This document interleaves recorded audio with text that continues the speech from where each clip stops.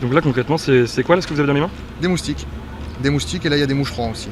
Pour obtenir ce résultat et capturer les moustiques, une dizaine de bornes comme celle-ci seront mises en place cette semaine dans 2 écoles de la rivière des Galets. La machine elle va expulser des molécules type CO2, acide lactique, comme un être humain. Et cette expulsion va attirer la femelle moustique qui a besoin de sang chaud pour porter à maturation ses œufs. Dès qu'elle sera à proximité de la source d'expulsion, il y a une autre source là qui va être plutôt aspirante et la femelle moustique sera prise au piège dans la machine, retenue dans le filet. Avec ces bornes anti-moustiques, les autorités ont misé sur un système de pièges pour contenir l'épidémie de dengue.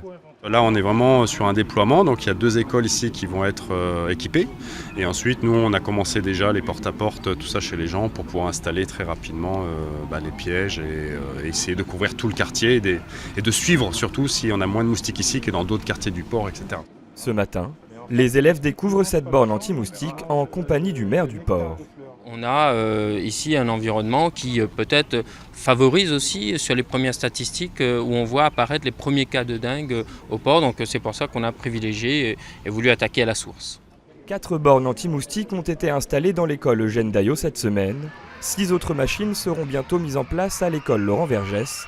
Au total, cette opération aura coûté plus de 38 000 €.